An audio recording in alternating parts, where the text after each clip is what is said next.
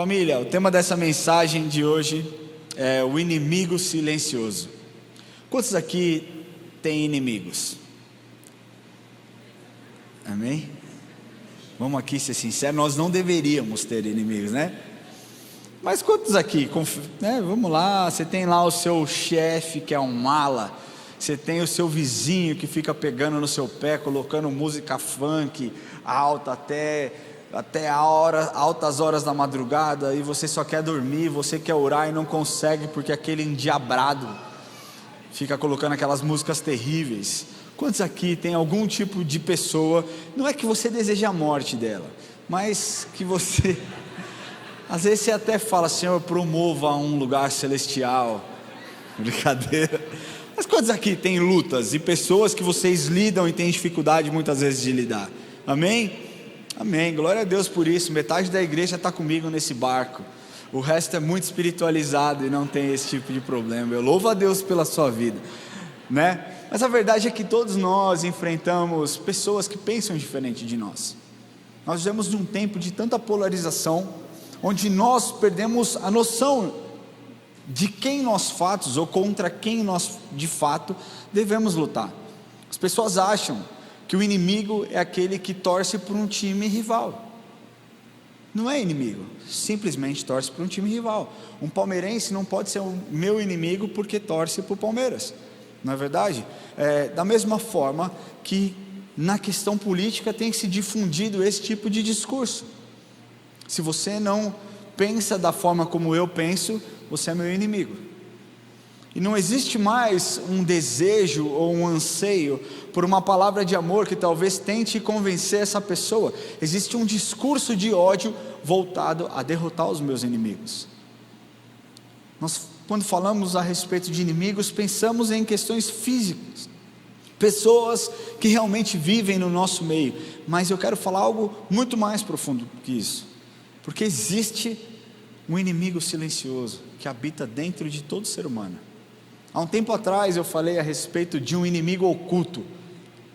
Eu não sei quem estava aqui nessa pregação. Se você não estava, eu não vou te antecipar. Depois você procura lá no YouTube, você vai ver a respeito desse inimigo oculto. Mas hoje eu quero falar sobre um inimigo silencioso. Eu quero que você imagine comigo esse cenário. Um homem num bote salva-vidas no meio do oceano. Ele acabou de naufragar o seu barco e ele está no meio do oceano, um calor insuportável, 40 graus na sua cabeça, sua pele ressecada, os seus lábios rachados por conta do sol. Ele já havia pedido socorro e durante 4, 5, 6, 7 horas ele está nesse bote, sem alimento, sem água, sem absolutamente nada, simplesmente esperando o socorro que está vindo, mas ele não sabe quanto tempo esse socorro vai demorar para encontrá-lo. Ele começa a ficar inquieto, a sede começa a tomar conta da sua vida, e num momento de desespero ele olha para aquela água, aquele montão de água, e fala: eu vou beber essa água. Mas o seu consciente diz para ele: você não pode beber essa água é salgada. E ele se acalma, ele respira, ele continua concentrado, mas a desidratação começa a tomar conta. Ele começa a se sentir fraco, o sol, a insolação começa a vir sobre a sua vida, e aquele cenário caótico ganha ainda mais força, quando num ato de impulsividade, ele decide beber aquela água para suprir uma sede, para suprir algo que estava fazendo com que ele ficasse insatisfeito com aquela situação. Ele não tinha fome, ele tinha sede, e a insatisfação fez com que ele bebesse aquela água do mar. Num primeiro momento, aquela água gelada trouxe uma sensação de alívio. A minha sede está sendo sanada por essa água, e ele bebe aquela água, e aquela água traz uma saciedade. Ele continua bebendo aquela água, um segundo gole naquela água, e a água já não é mais tão gostosa, já não é mais tão refrescante, e aí ele continua bebendo, parecendo que estava enganando a sede que ele tinha, quando na verdade, quanto mais água ele bebia, mais células do seu corpo desidratavam, e a água que ele achou que seria a solução, na verdade era o veneno, antecipando a sua própria morte. Por que você está contando essa história para mim, Ramon? Porque a insatisfação, que é o nosso inimigo silencioso, é exatamente como a água do mar. Hoje existem muitas pessoas que estão insatisfeitas por tudo. Sabe, nós estamos vivendo um deserto espiritual e nós achamos que a verdadeira razão, ou então a verdadeira solução para a nossa sede é beber algo novo. Nós estamos vivendo esse deserto e achando que o grande problema é a sede que nós temos, então eu tenho que saciar e matar a minha sede com algo novo. Então, se eu mudar o meu cabelo, a minha sede passa. Ou então, se eu mudar a minha casa, o vazio que eu carrego dentro de mim, ele simplesmente vai embora. Ou então, se eu trocar de esposa, ou então se eu trocar de marido, eu vou ser feliz, porque é isso que a psicologia diz, não, mas muitos psicólogos apontam isso: seja feliz, acabe com o seu casamento, vai achar alguém que te faça feliz. Ou então as pessoas dizem: se eu mudar de emprego, eu terei paz. Se eu mudar de igreja, eu vou ser mais espiritual. Tem muita gente pingando, e eu sinto de verdade que o Espírito Santo preparou essa mensagem aqui para que nós pudéssemos sondar o nosso coração. E essa é uma mensagem que não é para o seu amigo.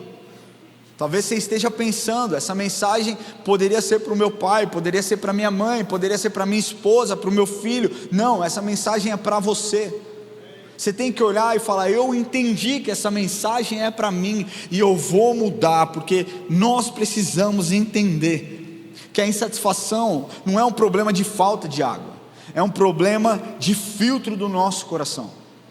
E todos nós lidamos com isso em algum momento da nossa vida, às vezes de forma mais aguçada, às vezes de forma mais robusta, outras vezes de forma mais quieta, mais delicada. Mas a verdade é que todos nós tentamos muitas vezes saciar a nossa sede com coisas que na verdade só aumentam a nossa desidratação, a desidratação da nossa alma. Sabe, você pode mudar a embalagem, mas o conteúdo vai continuar seco. Tem muitas pessoas que chegam para mim e devem chegar para o pastor Rubem, pastor Murilo, para os pastores dessa casa, porque eu não sou o único pastor daqui. E elas falam assim para mim: pastor, eu vim visitar essa igreja, eu estou pensando em mudar de igreja.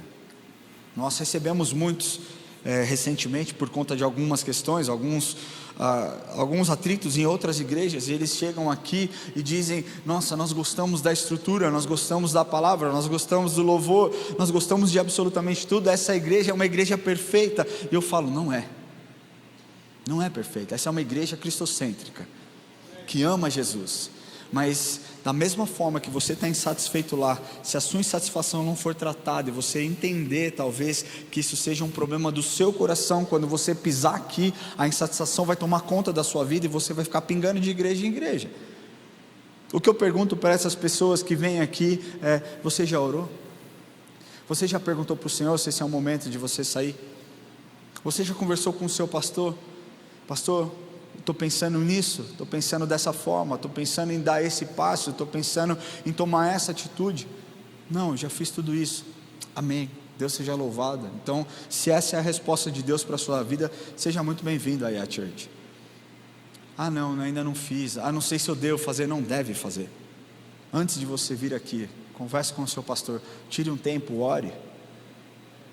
Uma vez uma pessoa me chamou e falou assim: será que eu poderia ter um jantar com você?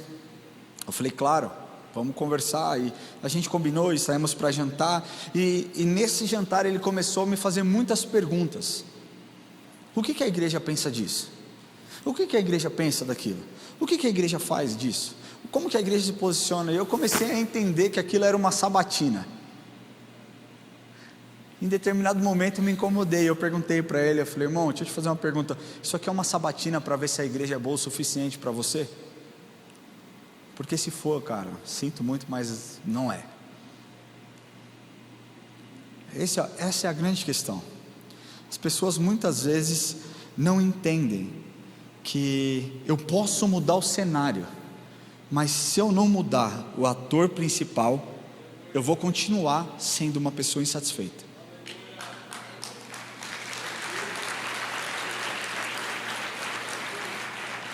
Sabe, foi assim com Lúcifer. Lúcifer era o chefe da adoração. Ele comandava tudo, mas a insatisfação tomou conta do seu coração, que somente, pensa gente, o cara fazia louvor, adorava o próprio Deus, aquilo não bastava para ele, ele queria o trono. E o que aconteceu é que a insatisfação gerou rebelião, e a rebelião fez com que ele fosse expulso da presença de Deus. Adão e Eva tinham o jardim inteiro, mas eles estavam insatisfeitos porque eles não poderiam comer um fruto de uma árvore. Não era mais fácil eles talvez olharem as outras 99, ou seja lá quantas fossem? Não, a insatisfação fez com que eles se rebelassem contra uma ordem direta: não comam desse fruto. A insatisfação gera uma rebelião na sua vida, e o resultado dessa rebelião sempre é um afastamento da presença de Deus, sempre. Sabe, eu não creio que Deus deseja nos dar coisas novas hoje aqui. Eu de verdade creio que Ele deseja tratar o nosso interior. A gente diz, nós comumente citamos ou recitamos os Salmos 23. Quem aqui conhece Salmos 23? Amém? O que diz os Salmos 23? Fala mais alto se você tem convicção de que você sabe o Salmo 23. O Senhor é o meu pastor e nada me faltará. O Esmilinguido disse isso. Está lá na traseira do caminhão, tinha adesivo nos carros antigamente dizendo, e nós entendemos esse versículo e falamos muitas vezes: o Senhor é meu pastor e nada me faltará. Só que eu acho que existe uma má compreensão, porque se o Senhor é realmente o meu pastor e o seu pastor, nós precisamos ter fé que nada vai nos faltar. Agora talvez você esteja falando: mas está me faltando tudo, eu não tenho o que eu quero, eu luto e eu não conquisto, eu tento mas não consigo. Talvez você não tenha entendido que Ele talvez não seja o seu pastor, ou talvez você não entendeu o que é ter tudo nele, porque o tudo em Deus é diferente do que o tudo nos homens. Tudo na minha conta bancária, tudo na minha casa, tudo na minha família, são coisas distintas. Agora, através das Escrituras, nós vemos que a verdadeira plenitude, ela é encontrada em Deus e não em coisas.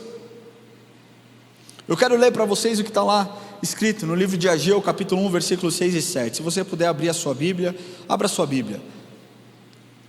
Ageu, capítulo 1, versículos 6 e 7.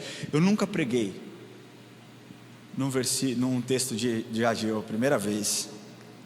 Já li, mas nunca preguei. Vamos ler aqui? Se está comigo, diga amém. Se não está comigo, diga misericórdia. Você não está comigo? Misericórdia. Ageu capítulo 1, versículos 6 e 7. Diz assim: tendes semeado muito e recolhido pouco, comeis, mas não chega para fartar-vos, bebeis, mas não dá para saciar-vos, vestivos, mas ninguém se aquece, e o que recebe salário recebe para pô-lo num saqueel. Sabe o que é saqueel? Um bolso furado. Assim diz o Senhor dos Exércitos: considerai o vosso passado. Deixa eu explicar para vocês aqui. Por volta de 538 a.C., o rei Sírio da Pérsia, ele permite então que os judeus voltem do exílio para Jerusalém, mas com um objetivo, talvez não o único objetivo, mas o maior objetivo, para que eles reconstruíssem o templo do Senhor. E assim o povo volta do exílio, começa a reconstrução, mas devido à oposição de povos vizinhos, ou então até mesmo de alguns vacilos próprios, eles pararam a construção por cerca de 16 anos. Mas nesse período eles não ficam parados, eles continuam produzindo, continuam construindo casas luxuosas para eles mesmos, continuam cuidando dos seus próprios negócios, sabe, deixando de lado as ruínas do templo. Então Deus envia o profeta Ageu para confrontar o povo. O problema não é que eles estavam trabalhando, mas eles estavam colocando seus próprios interesses acima do propósito pela qual eles tinham sido libertos, dos interesses do Senhor. Aí no versículo 2 desse capítulo 1 de Ageu, eles disseram assim: assim fala o Senhor dos Exércitos, esse povo diz, não veio ainda o tempo em que a casa do Senhor deve ser edificada. Mas em resposta a essa afirmação, Deus mostra que a crise que eles estavam vivendo, na verdade era um juízo divino, por conta de um foco errado que eles tinham, por conta de uma negligência. Aí então no versículo 6 nós vemos que a insatisfação crônica se torna em frustração por conta dos resultados. Nós vemos Deus dizendo de forma muito clara que sem a bênção dos céus, todos os seus esforços humanos seria inútil. Por isso que nós vemos quando diz lá, semeando muito e colhendo pouco. Quando nós lemos isso, semeando muito e colhendo pouco, o que nós precisamos entender é que eles estavam trabalhando duro na construção de coisas para ganho pessoal. Eles estavam trabalhando duro, mas a terra não produzia. O que isso nos ensina, Ramon? Isso nos ensina que o esforço entregue para aquilo que eles faziam não tinha um resultado proporcional ao tanto de esforço que eles colocavam naquele campo. Ele diz: comeis, mas não vos fartais, bebei, mas não vos saciais. Eles tinham alimento, mas eles não tinham satisfação. Sabe, essa é a imagem clássica de um vazio interior. Sabe, coisas materiais nunca vão preencher o nosso vazio interior. Aí depois ele diz: vestivos, mas ninguém se aquece. Aqui nós vemos a questão do conforto físico, não era o suficiente, embora a provisão estivesse lá, ela não cumpria a sua função básica, aquecer. E por fim nós lemos que o salário no bolso furado, e essa talvez seja a metáfora mais famosa nos dias de hoje. Quantos aqui nos dizem: cara, meu bolso está furado, não cabe, não guarda, não para um real, tudo vai embora, sabe? É isso. Naquele tempo, por conta da inflação, naquele tempo talvez por conta das pragas, das despesas imprevisíveis que apareciam, e eles tinham que gastar mais, o salário nunca era suficiente para que eles tivessem as suas necessidades supridas. Ou seja, quando nós lemos essa passagem de Ageu, nós vemos que o povo tinha o objeto. Qual era o objeto? O objeto era a comida, era a bebida, era as roupas, era o salário, mas eles não tinham os benefícios desses objetos. Eles não tinham fartura, eles não tinham saciedade, eles não tinham aquecimento, eles não tinham reserva. Sabe, a insatisfação moderna, muitas vezes, não é por falta de coisas. A insatisfação moderna, na sua grande maioria, é pela incapacidade de desfrutar daquilo que você recebeu. Muitas vezes não é porque te falta, muitas vezes é porque você não sabe desfrutar. Sabe, você pode ter uma casa luxuosa, uma cama maravilhosa e não dormir nela. Você pode ter um banquete na sua casa, num almoço de domingo, e não estar satisfeito, não estar saciado. Você pode ter milhares de amigos virtuais e ainda assim se sentir uma pessoa vazia. Sabe, a insatisfação aqui que nós lemos em Ageu capítulo 1 é o resultado de uma vida focada naquilo que é ter e não naquilo que é ser. Sabe, a insatisfação não é algo, família, dos dias atuais. A insatisfação veio desde lá do primeiro homem.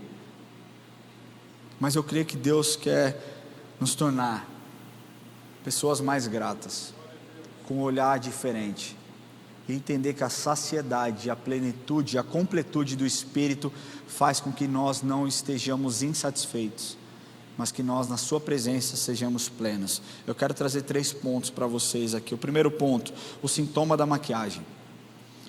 A maquiagem esconde as perfeições. Você que é homem está pensando nas mulheres que se maqueiam. Sabe, existem mulheres que se maqueiam porque são vaidosas. Existem outras mulheres que se maqueiam porque querem parecer bonitas. Existem algumas que querem parecer patati patatá, whatever. Mas a verdade é que não somente mulher, muitas vezes se maquiam. Muitas vezes homens passam talvez uma maquiagem para esconder alguma cicatriz. Muitas vezes as mulheres se maquiam para... mulheres que são agredidas especialmente, muitas vezes têm que se maquiar para esconder um roxo no olho. Sabe, existem tantas razões pela qual as pessoas usam a maquiagem, mas a verdade é que a insatisfação, ela muitas vezes é maquiada por algo que é externo, mas a realidade é que a insatisfação ela está muito mais interna do que externa. Mas hoje existe essa grande questão, essa insatisfação generalizada dos dias atuais, ela decorre de combinações de fatores que são catastróficos. Primeiro, as redes sociais, que cria uma comparação constante e expectativas irreais. As pessoas não mais tiram fotos com a verdade nua e crua, tem que ter um filtro. Tem que ter um filtro para que você se pareça mais bonito, para que você se pareça mais bonita. Essa é a expectativa. Eu vi um vídeo uma vez de uma mulher postando um vídeo, ela falou: eu queria viver assim. Você talvez tenha visto esse vídeo. Pelo vídeo você fala, uma mulher bonita, um rosto bonito. Aí ela fala: agora eu vou mostrar para vocês a realidade. Meu amigo, eu não sei se alguém viu esse vídeo aí, mas assim, não tinha nada a ver. Você fala, é outra pessoa. A realidade é que as redes sociais criam isso. Você deseja um padrão, você deseja aparentar uma coisa que não é você, que não é aquilo que você pode ter ou aquilo que você é. Mas também o ritmo de vida acelerada, com busca por um alto desempenho e a cultura do consumo, onde muitas vezes o ter é mais valorizado do que ser. É por isso que tem tanta gente picareta, arrastando milhões e milhões, mas milhares de pessoas para conferências que não são cristãs, tá? Vem aqui que eu vou fazer o meu curso. E aí o cara vai e posta foto, o coach, do lado de um carrão, e o carro nem é dele. Mas acaba que enriquece tanto por enganar as pessoas, que daqui a pouco ele vai comprar um carro igual aquilo, e tudo aquilo que ele te prometeu, que você seria rico se comprasse o curso dele, ele está rico e você está cada vez mais pobre. Sabe por quê? Porque é mais importante ter do que ser. Existem tantas pessoas que talvez não sejam milionárias, mas têm caráter. Hoje o que falta no Brasil é caráter. Hoje o que falta no Congresso é caráter. Não é dinheiro, olha o tanto que a gente paga de imposto. O que falta é caráter. Falta a gente parar de ficar pagando pau para político e clamar: Senhor, muda o caráter da nossa nação. Muda o caráter, Senhor, daqueles que vão se levantar e estarão lá no próximo ano. O que falta é nós valorizarmos pessoas idôneas. A gente fica lambendo esses caras que querem arrancar dinheiro a qualquer custo, quando nós temos dentro dessa igreja pastores que abriram mão de uma vida secular, onde eles seriam muito bem sucedidos para se dedicar ao ministério, e nem um boa noite muitas vezes eles ganham. Ser é melhor do que ter, sempre vai ser assim. Você ser uma pessoa de caráter, de uma personalidade incorruptível, é muito melhor do que você ter qualquer coisa. Que adianta o homem ganhar o mundo inteiro e perder a sua alma? Talvez você diga: poxa, mas isso não tem nada a ver. Tem sim, cara, porque nós refletimos o caráter de Cristo. Nós precisamos refletir o caráter de Cristo dentro de nós. Agora, essa pressão pela perfeição, ela gera falta de propósito, falta de equilíbrio entre a vida pessoal e potencializam então sentimentos ruins. Sabe, como eu disse, tem gente que muda o cabelo, muda a mobília da casa, muda de carro, muda de estilo, muda de aparência. E a minha grande questão é: por quê? Porque a insatisfação, ela não é externa, ela é interna. Sabe, existem alguns casos de pessoas conhecidas que afirmaram isso. Existe um brasileiro chamado Rodrigo Alves. Quem já ouviu falar a respeito desse cara? O Ken humano. Um brasileiro. Acho que nem coloquei. Eu ia pedir para colocar uma foto dele aí, mas é melhor não, para vocês não se assustarem. O cara fez mais de 80 cirurgias plásticas, incluindo rinoplastia, retirada de costela, implante de abdômen. Eu nem sabia que existia esse implante de abdômen, sabe? Mas ele admitiu em diversas entrevistas que a cada cirurgia que ele fazia, essas cirurgias traziam um alívio temporário, mas logo depois surgiu uma nova insatisfação. E aí, uma nova cirurgia, alegria temporária, insatisfação. E aí uma nova cirurgia, 80 cirurgias realizadas. Isso que é outra personalidade, Michael Jackson, o rei do pop. E essa é uma clássica literatura psicológica sobre esse tema, sabe? Michael Jackson, ele transformou completamente o seu rosto ao longo das décadas. E especialistas sugerem que essa mudança drástica, especialmente no nariz, na cor da sua pele, embora ele tivesse vitiligo, eram reflexos de traumas de infância e de abuso emocional que ele sofria do pai, que constantemente zombava da sua aparência. Nenhuma cirurgia foi capaz de apagar a cicatriz que Michael Jackson carregava desde a sua criação, e ele viveu em busca eterna de uma imagem que ele nunca conseguiu chegar, nunca parecia certa. Por isso ele fez mais de 100 cirurgias plásticas. Esses são apenas alguns casos. Eu pesquisando, existe uma mulher que fez sei lá quantas cirurgias para parecer uma felina. Não estou brincando, procura, vocês vão ver. Porque o seu marido era apaixonado por grandes felinos. Ela se desconfigurou completamente só para parecer mais bonita para o seu marido. Existe um outro caso de uma apresentadora de um reality show lá dos Estados Unidos, que ela fez 10 cirurgias, 10 procedimentos estéticos em um só dia. E tantas outras. Deixa eu falar uma coisa, eu não sou contra cirurgia estética, gente. Eu não sou, de verdade, eu não sou. Embora eu acho que algumas pessoas passam um pouco do ponto. Vamos ser sinceros, aqui entre nós, 18H é bom que a gente é vulnerável, a gente fala. Existem pessoas que colocam tanto botox, mas tanto botox que quando elas piscam, elas dão cambalhota. Eu precisava contar essa piada. Mas o que eu quero falar é que eu não sou contra a cirurgia estética. Eu acho que é uma bênção, eu acho que faz bem para a autoestima das mulheres principalmente. Se você pode, faça, está tudo certo. A questão não é isso, a questão é preencher um vazio da sua alma, achando que um procedimento estético vai te trazer plenitude. Não vai. Não vai. A gente não pode acreditar nisso. Essa insatisfação maquiada, ela é perigosa. Porque você pode mudar a embalagem, que na sua percepção talvez esteja estragado. Você pode mudar de país, você pode mudar de cabelo, você pode mudar de carro, de mobília, mas se você não mudar o espírito, o seu deserto vai continuar dentro da sua mala. A insatisfação é como um copo furado, família. Você pode jogar toda a água do mundo, ele nunca vai estar cheio. É isso que a insatisfação faz. Sabe, quando nós vemos essa questão, nós vemos que a insatisfação, ela nasce no lugar perfeito. Ela nasceu no céu. Lúcifer estava num ambiente perfeito, mas estava insatisfeito. Adão e Eva estavam em um jardim perfeito, mas estavam insatisfeitos.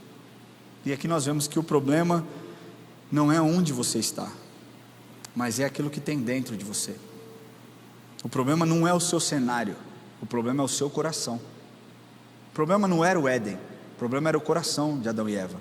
O problema não era o céu, o problema era o coração e as intenções de Lúcifer. O problema não é o cenário que você vive, não é o Brasil, o problema é o que está dentro do seu coração. Você entende isso? Não é a sua empresa, não é onde você trabalha, é o seu coração. O segundo ponto que eu quero falar é sobre uma mentira do inferno. porque a insatisfação ela é uma mentira do inferno. Eu vou compartilhar com vocês aqui um breve pensamento a respeito de uma história que você já conhece. Está lá em Números 14, versículos de 1 a 4. Se você puder abrir, Números, Êxodo, Gênesis, Êxodo, Levítico e Números.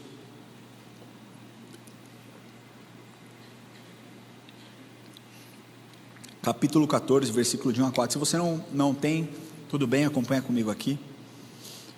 Diz assim: levantou-se, pois, toda a congregação e gritou em alta voz, e o povo chorou aquela noite. Todos os filhos de Israel murmuraram contra Moisés e contra Arão, e toda a congregação lhe disse: tomara tivéssemos morrido na terra do Egito, ou mesmo neste deserto. E por que nos traz o Senhor a esta terra? Para cairmos à espada, e para que nossas mulheres e nossas crianças sejam por presas? Não seria melhor voltarmos para o Egito? E diziam uns aos outros: levantemos um capitão e voltemos para o Egito. Quando nós olhamos essa história aqui, eu confesso para você que eu tento olhar com um olhar de amor para esses egípcios, para esses hebreus. Nós vemos uma murmuração, nós sempre falamos a respeito desse tema, a respeito dessa postura, como uma postura de ingratidão. Como eles não conseguiram celebrar tudo aquilo que Deus havia feito na vida deles. Eles viram os milagres acontecendo, eles viram o mar se abrindo, eles viram as pragas, e nós poderíamos aqui falar a respeito de uma atitude de murmuração. Mas quando eu tento olhar com os olhos talvez mais compassivos, eu vejo um povo exausto. Eu vejo um povo que durante 400 anos lutou para sobreviver e para não ser extinto. Eu vejo um povo que saiu através de José, sabe, de um lugar onde eles morreriam. José os abriga no Egito, sabe, mas o Egito não era o lugar. E eles lutam severamente para que eles pudessem então, sabe, ter uma vida. Sabe, 400 anos oprimidos, sem força para nada, sem esperança, nem para enxergar as bênçãos que eles tinham recebido. Nós vemos aqui que o cansaço é legítimo. Quando nós olhamos para esse prisma, nós vemos que esse sentimento, ele se torna um sentimento mortal, porque a insatisfação leva à murmuração. O povo do deserto, ele tinha um maná, que era o pão dos céus, mas reclamou porque queriam carne. Por conta da insatisfação, não necessariamente disso, mas uma geração inteira morreu no deserto. Sabe, eu quero te falar que a insatisfação, família, tem um potencial para te fazer morrer antes de você chegar na promessa. Se você não cuidar, se você não vigiar o seu coração, você pode morrer antes mesmo de conquistar a promessa que o Senhor já derramou sobre a sua vida. Sabe, hoje nós vivemos nessa era da dopamina. Nada é suficiente. Se o post não tem curtido bastante, você exclui o post. Se ele não dá o engajamento no tempo rápido, não, então flopou. Eu não sei nem o que é flopar. A galera fala, eu repito: o post flopou. É assim que fala? Quem aqui tem filho adolescente?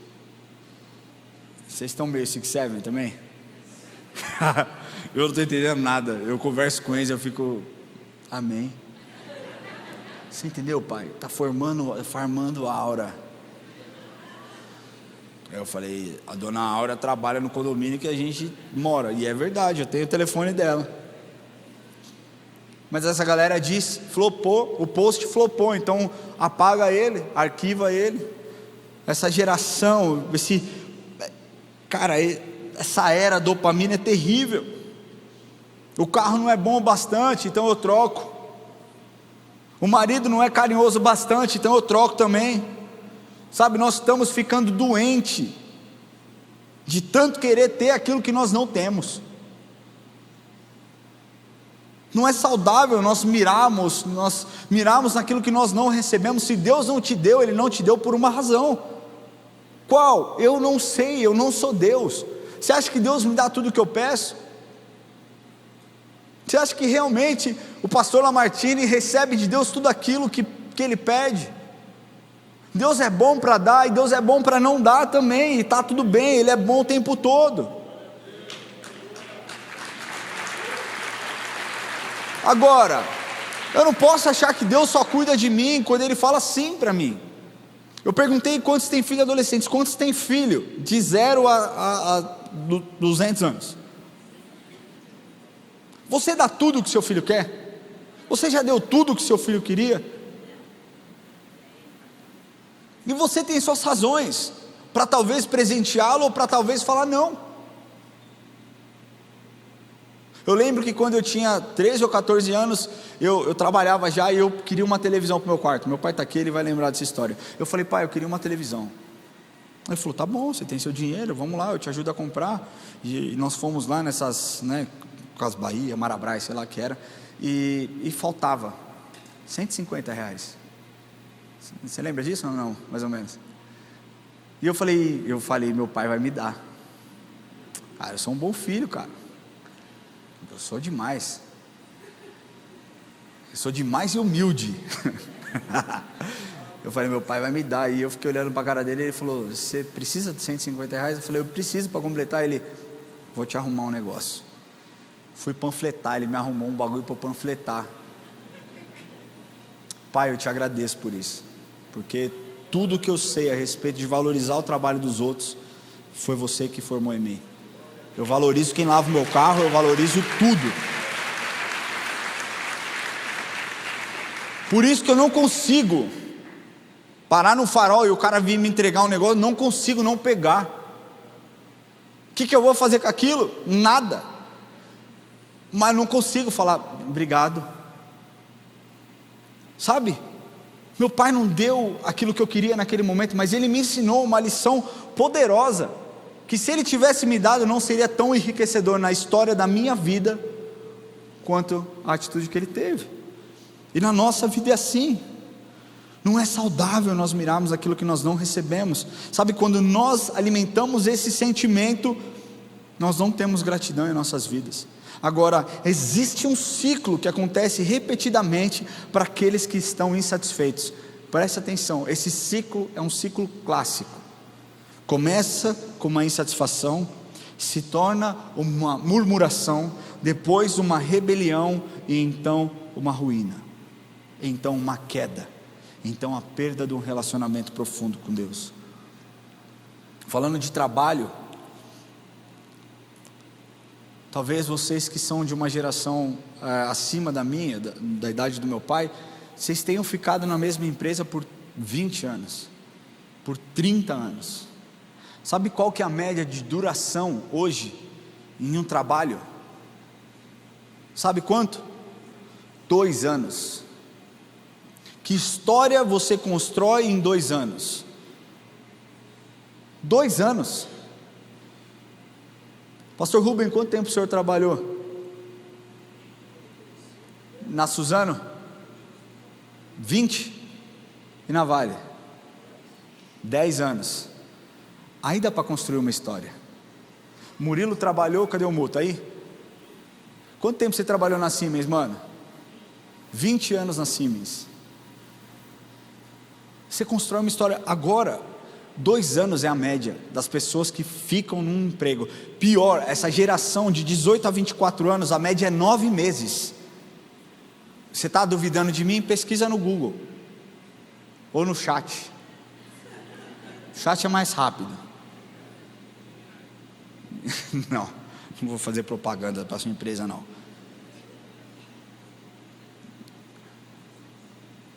Nove meses. Agora, nessa mesma matéria que eu li, falando a respeito dessa geração que fica fica lá entre 9 meses, né? De 18 a 24 anos ficam 9 meses.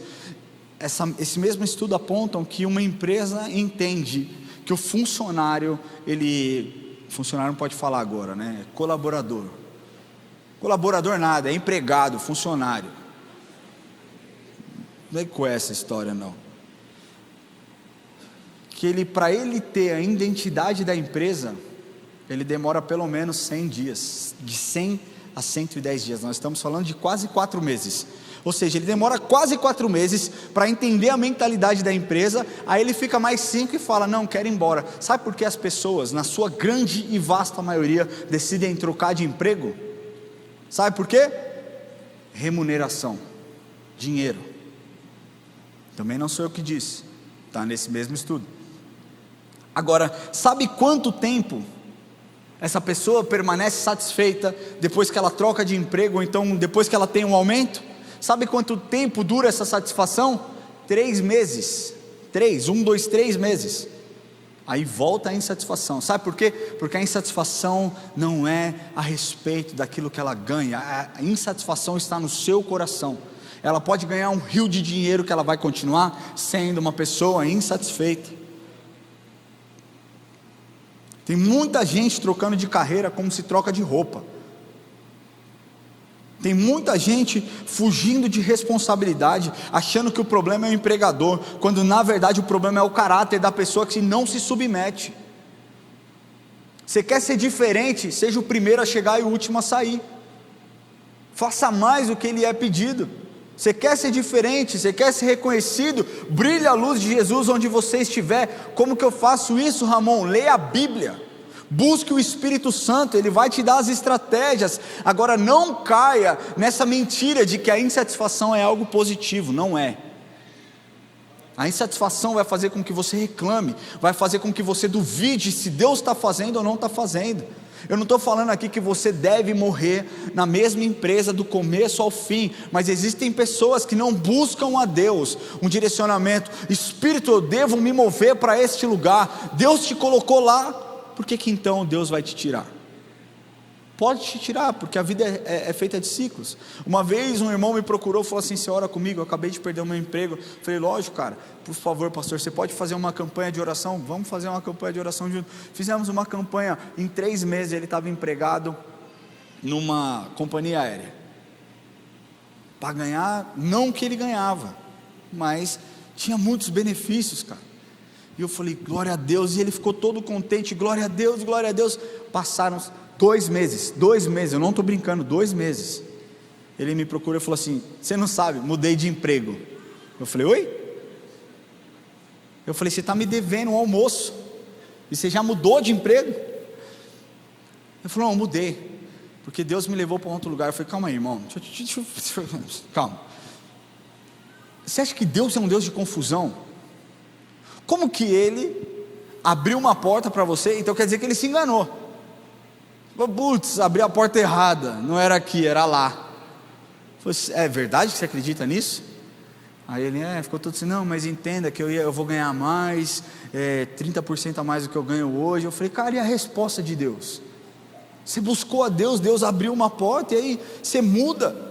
Você conversou com a sua esposa? Conversei. O que ela falou? Falou que eu não deveria mudar. Eu falei: começou certinho. Porque, meu irmão, se a sua esposa fala, não faça, não faça. É tipo a sua mãe dizendo para você: faz o que você quiser. Você já sabe o que você tem que fazer. Aí quando a sua mãe fala, faz o que você quiser, é a sua esposa dizendo: não faz, não faz. Para o seu bem, não faz. Resumindo, 6 meses depois, ele quase divorciou de tanta loucura que era o seu trabalho. Sabe, é isso que as pessoas vivem, uma troca, uma busca frenética por mudar de emprego. Mas a verdade é que o problema muitas vezes não é a empresa, é o caráter daquelas pessoas que não conseguem se submeter e obedecer. Uma pesquisa realizada esse ano apontou que 61% dos brasileiros empregados desejam mudar de emprego. 61%. E está tudo bem. Eu entendo, você que é funcionário e, cara, deseja crescer na sua carreira, está tudo certo, eu acho que é bom, eu acho que é saudável, mas a custo do quê? A preço do quê? Você vai porque você acha ou você vai porque Deus está te direcionando? Essa pergunta você tem que responder para você mesmo. Agora, outro ponto de satisfação é no casamento. Sabe, muitos homens abandonando suas esposas, nós temos acompanhado aqui cada caso. Homens abandonando a esposa, mulheres abandonando o seu marido, porque a grama do vizinho é um pouco mais verde, porque na casa do vizinho não parece ter problema, porque o marido lá é carinhoso, porque a mulher lá é cuidadosa, sabe? O homem olha para sua esposa e perde o brilho, e aí vai achar que vai encontrar o brilho na casa do vizinho, não vai. Peça para Deus resgatar o brilho, cara, que você viu nela quando você casou com ela, porque Deus pode fazer isso, sabe? Agora, a verdade é que pessoas, elas mudam de cidade, mudam de país, mudam de tudo, achando que o problema é o CEP, quando na verdade o problema é o CPF. É você o problema, não é o seu bairro, não é o Brasil. O Brasil é difícil, eu falo, gente, quando a gente chegar no céu, a gente vai ter uma festa só nossa. Deus vai falar, certeza, assim, ó, a minha, não está na Bíblia, tá? Você vai achar que é heresia. Eu acho que Deus vai falar assim: quem é brasileiro aí? A gente vai levantar a mão e vai falar: servo bom e fiel, um passo para frente, vocês antes do resto. Tanto que a gente sofre, cara, não é possível. Nosso galardão vai ser que nós vamos morar, mano, nos bairros top lá do céu, vai ser loucura,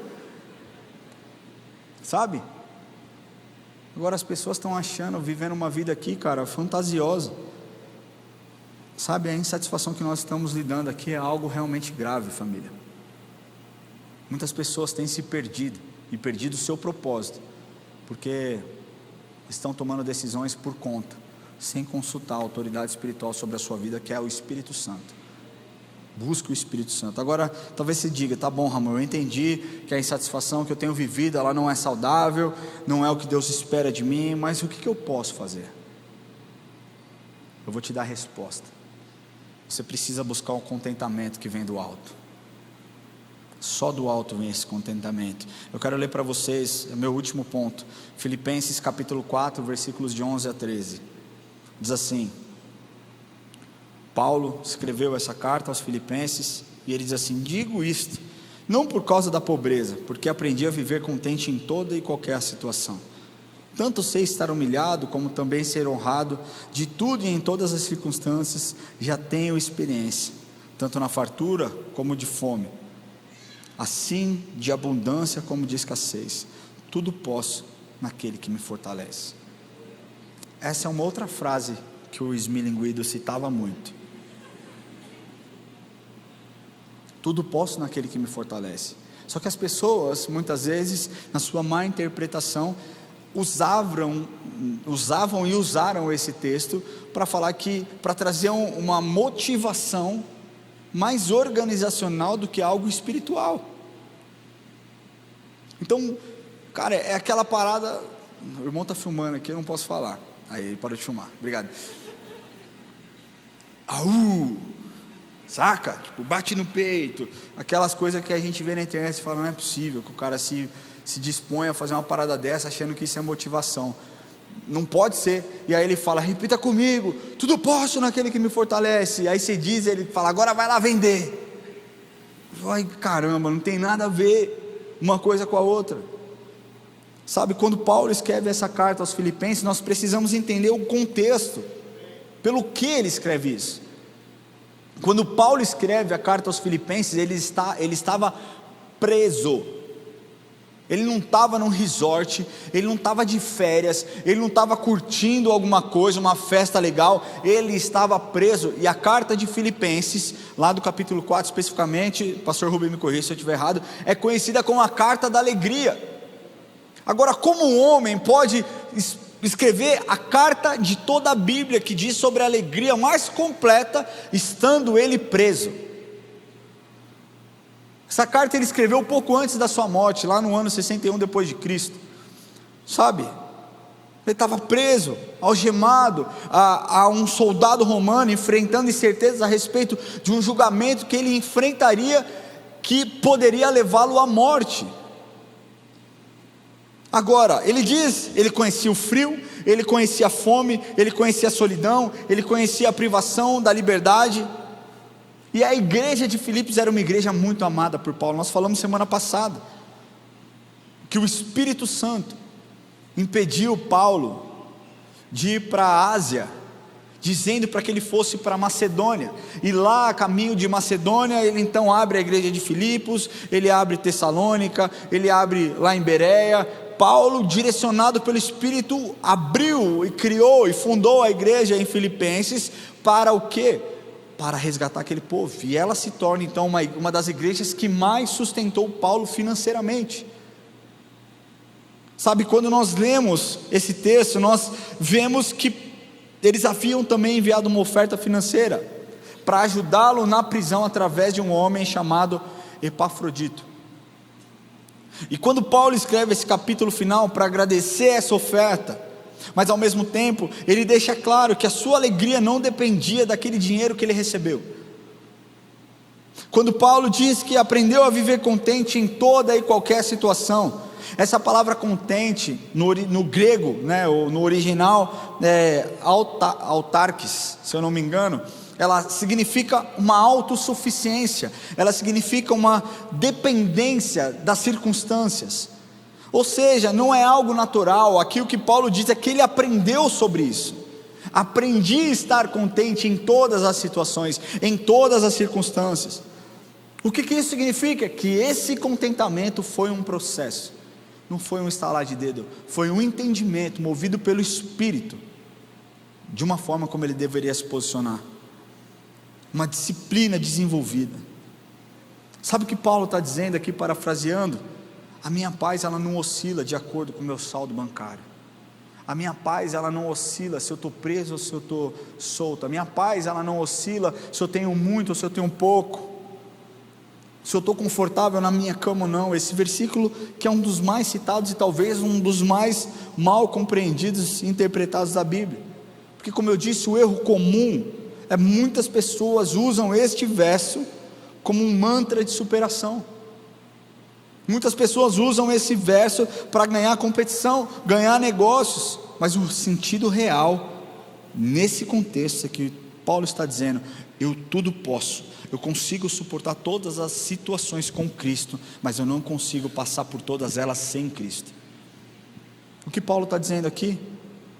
Eu posso viver com fome sem murmurar, eu posso viver fraco sem me esquecer de quem Deus é, eu posso estar preso e não entrar em desespero, eu posso ter tudo e eu também posso não ter nada. E o fortalecimento de Paulo em Cristo não é para que Paulo mudasse as suas circunstâncias, para que Paulo saísse da prisão, mas para que ele permanecesse firme e satisfeito em todas as circunstâncias. Contentamento é uma disciplina espiritual. Sabe, enquanto você não for grato pelo pouco, Deus não te confiará muito. Sabe, a murmuração atrasa a promessa, mas a gratidão, ela acelera o propósito. Sabe, eu queria concluir essa mensagem dizendo que você não precisa de uma casa nova para ser feliz, você precisa de um encontro novo com Jesus. Você não precisa mudar de marido, você precisa mudar a sua atitude. Você não precisa mudar de igreja, você precisa ter Cristo dentro de você, porque o segredo da vitória é o contentamento. Não é um conformismo, é saber que o Senhor é o meu pastor, e por isso, porque Ele é o meu pastor, nada vai me faltar. Eu queria que você fechasse os seus olhos.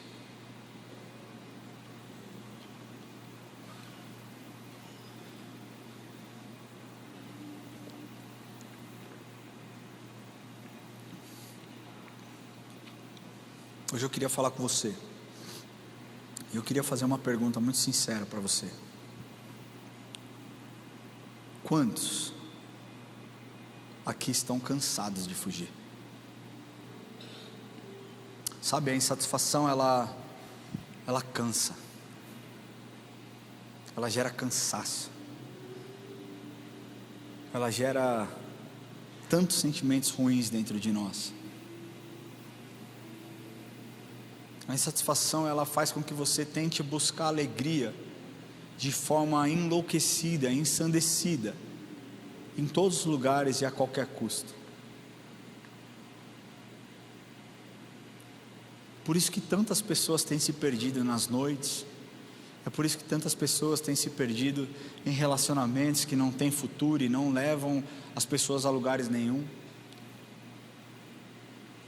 Você precisa entender que enquanto o Espírito Santo não habitar em você, a sua insatisfação, ela vai ser eterna. Existe um buraco na sua alma que só Deus pode preencher. Existe um buraco no seu coração que só o Espírito Santo pode trazer conforto. Isso não é se tornar um religioso. Isso é você dizer: eu cansei de lutar com as minhas próprias forças. Eu não aguento mais tentar do meu próprio jeito. Eu estou cansado, eu estou cansada, eu estou frustrado. Eu não sei mais o que fazer. O que Jesus está te dizendo hoje é: eu tenho um fardo leve para a sua vida. Vinde a mim, vós que estáis cansados e sobrecarregados, e eu vos aliviarei. O alívio vem do Senhor, vem de Cristo. E Jesus está aqui para se encontrar com você. Se você nunca fez uma oração onde você reconheceu que Jesus é o seu Senhor e seu Salvador, e você entende que a sua insatisfação tem feito você tomar muitas atitudes ruins, tem feito você talvez desejar coisas e te levado a lugares que realmente tem gerado ainda mais dor. Para você que está cansado de lutar, eu quero te trazer uma notícia, uma boa nova. Jesus Cristo te amou tanto que se entregou por você, para que nele você pudesse ter plenitude e a satisfação de um dia morar junto com Ele nos céus.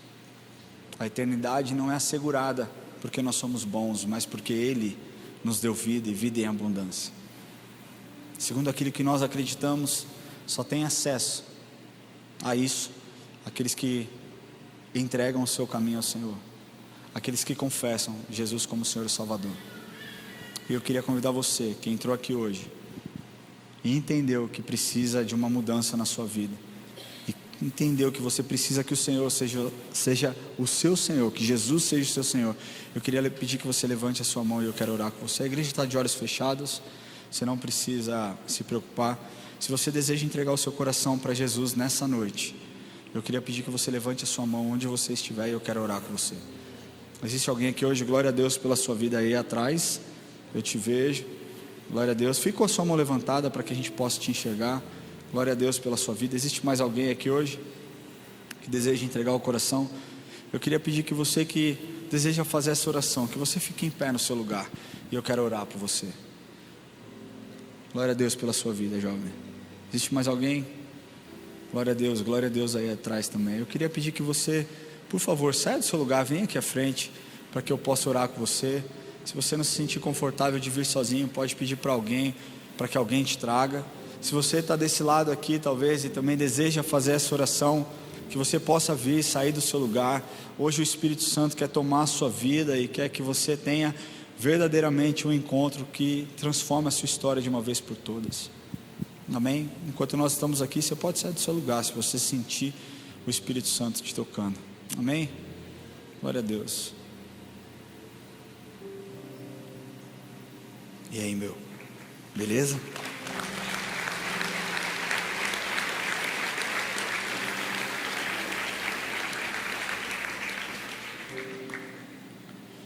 Glória a Deus. Eu queria pedir que você coloque a mão no seu coração.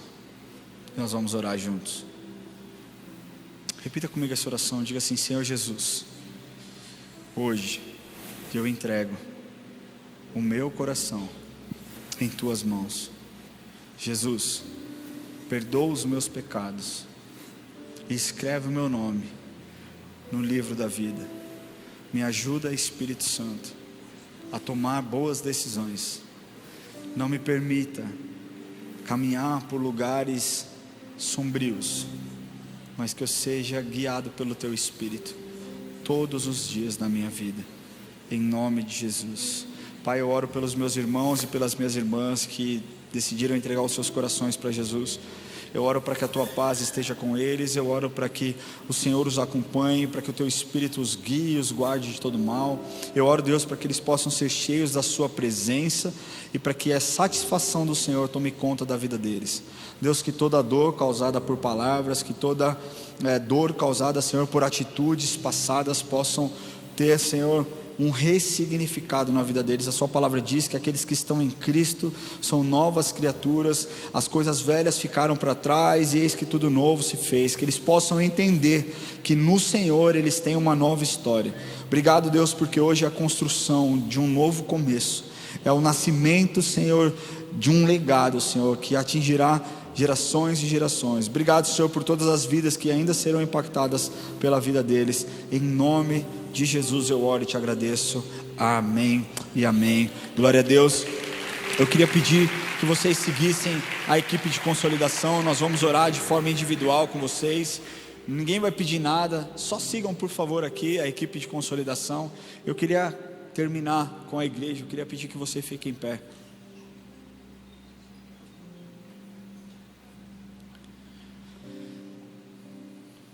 Sabe, existem muitas pessoas que talvez estão aqui, mudaram de igreja, mudaram de emprego, mudaram de estilo de vida, mas o vazio continua aí dentro. Eu sei que eu estou falando com algumas pessoas aqui hoje. Você mudou de tudo, tentou de tudo, mas ainda continua vazio. Sabe, eu creio que hoje o Senhor quer arrancar essa máscara da insatisfação que talvez tenha tomado conta da sua vida. Eu creio que Deus quer te dar águas vivas no dia de hoje, para que você nunca mais tenha sede. Sabe, eu queria falar com você que está se sentindo dessa forma. Eu queria pedir que você saísse do seu lugar e, como um ato de fé, que você viesse aqui à frente. Nós vamos adorar o Senhor juntos. Nós vamos clamar para que o Espírito Santo nos encha de gratidão, para que as águas vivas que fluem do Senhor matem a nossa sede de uma vez por todas, e que nós não precisemos mais olhar e desejar coisas que o Senhor ainda não nos deu. Se você está se sentindo dessa forma, se você tem entendido que talvez você esteja vivendo uma vida de murmuração, mas você não deseja mais isso, eu queria pedir que você saia do seu lugar, que você venha aqui à frente.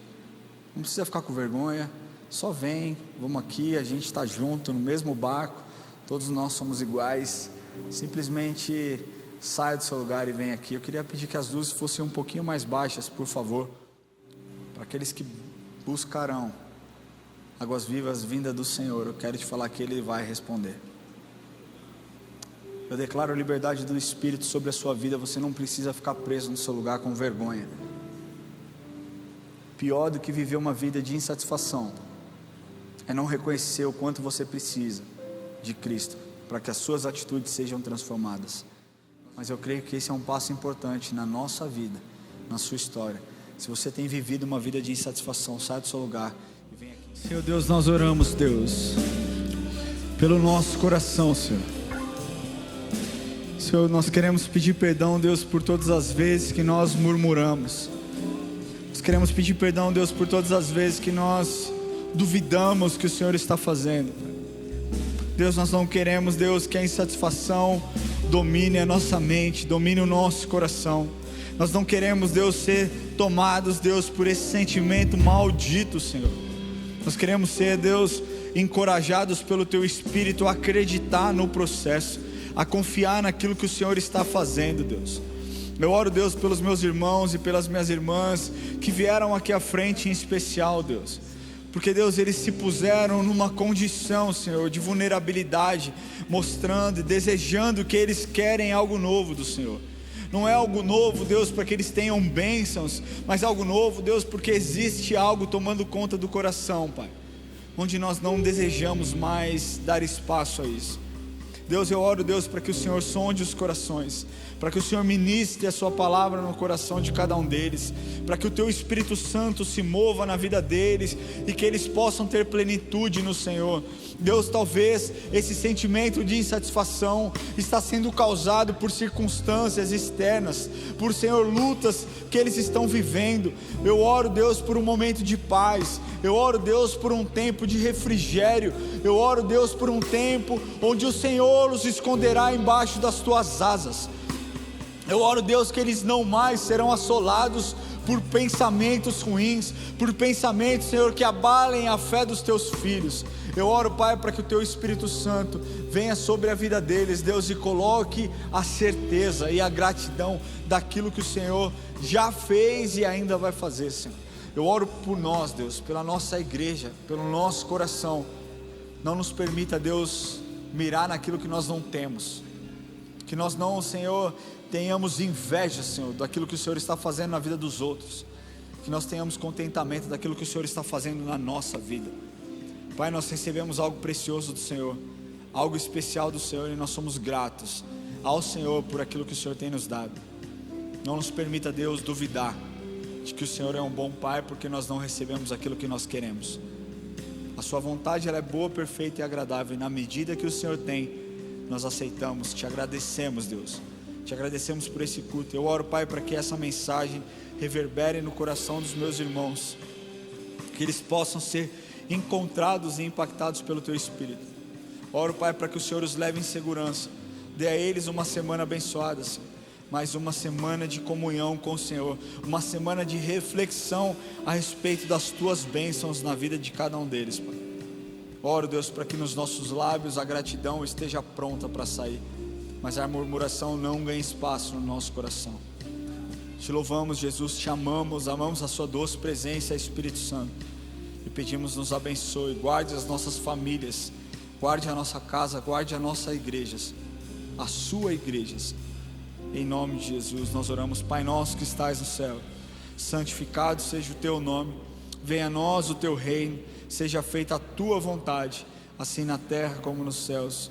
O pão nosso de cada dia nos dai hoje, perdoa as nossas dívidas, assim como nós perdoamos os nossos devedores, e não nos deixes cair em tentação, mas livra-nos do mal, pois teu é o reino, o poder e a glória para sempre. Amém, amém. Que Deus te abençoe. Nos vemos semana que vem. Deus abençoe.